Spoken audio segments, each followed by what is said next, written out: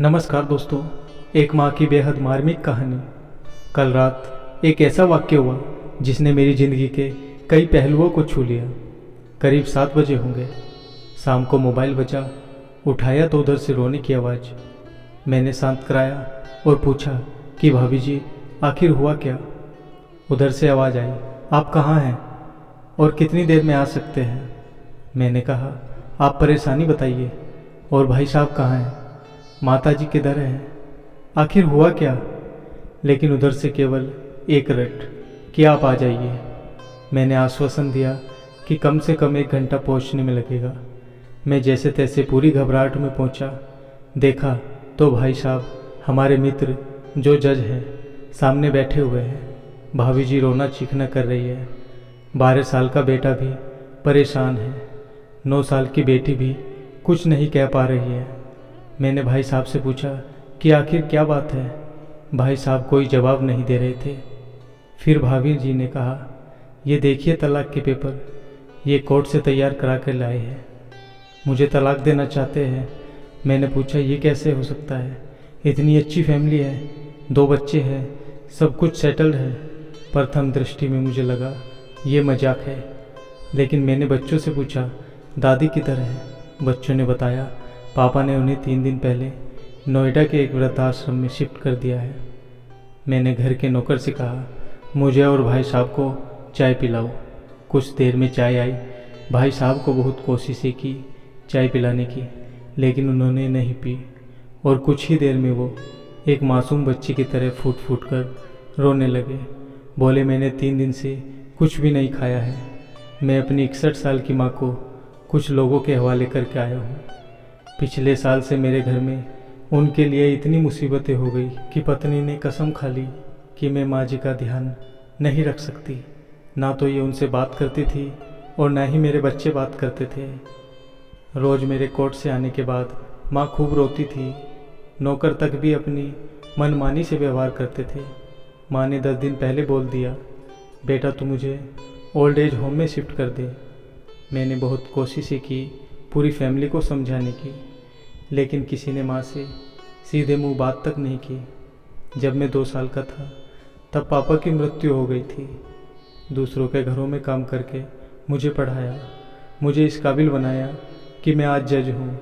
लोग बताते हैं माँ कभी दूसरों के घरों में काम करते वक्त भी मुझे अकेला नहीं छोड़ती थी। उस माँ को मैं ओल्ड एज होम में शिफ्ट करके आया हूँ। पिछले 3 दिनों से मैं अपनी माँ के एक एक दुख को याद करके तड़प रहा हूँ, जो उसने केवल मेरे लिए उठाए।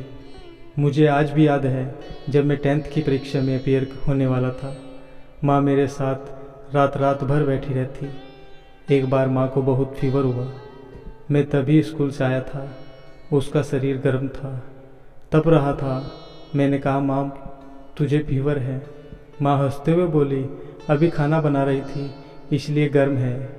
लोगों से उधार मांगकर मुझे दिल्ली विश्वविद्यालय से LLB तक पढ़ाया। मुझे ट्यूशन तक नहीं पढ़ाने देती थी कि कहीं मेरा टाइम ख़राब ना हो जाए। कहते कहते रोने लगे और बोले, जब ऐसी माँ के हम नहीं हो सके तो हम अपने बेबी और बच्चों के क्या होंगे। हम जिनके शरीर के टुकड़े हैं, आज हम उनको ऐसे लोगों के हवाले कर आए जो उनकी आदत, उनकी बीमारी, उनके बारे में कुछ भी नहीं जानते। जब मैं ऐसी माँ के लिए कुछ नहीं कर सकता तो मैं किसी और के लिए भला क्या कर सकता हूँ।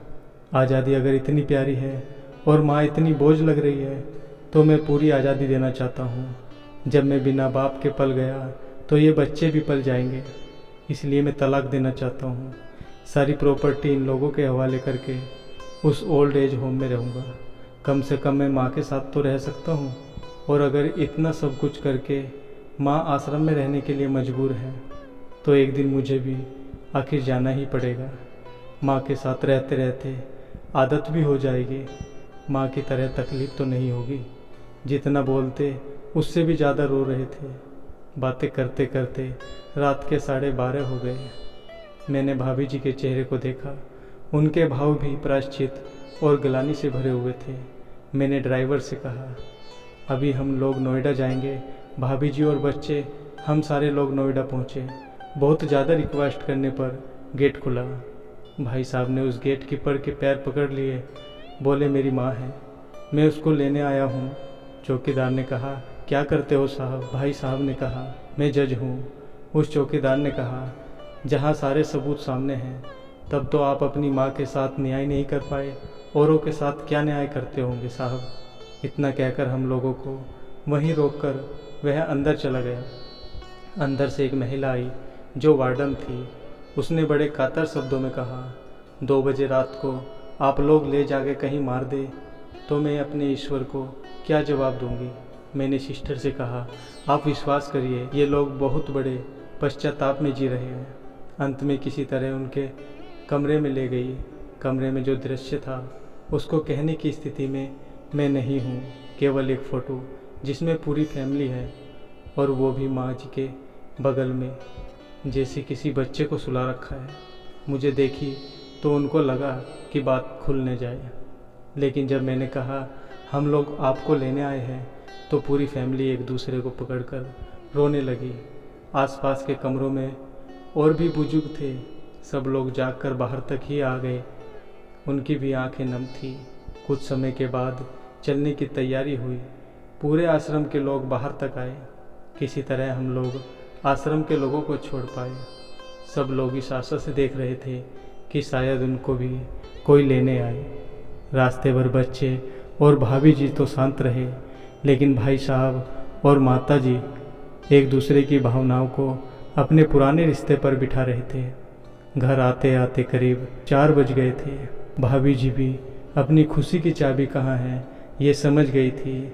मैं भी चल दिया, लेकिन रास्ते भर वो सारी बातें और दृश्य घूमते रहे।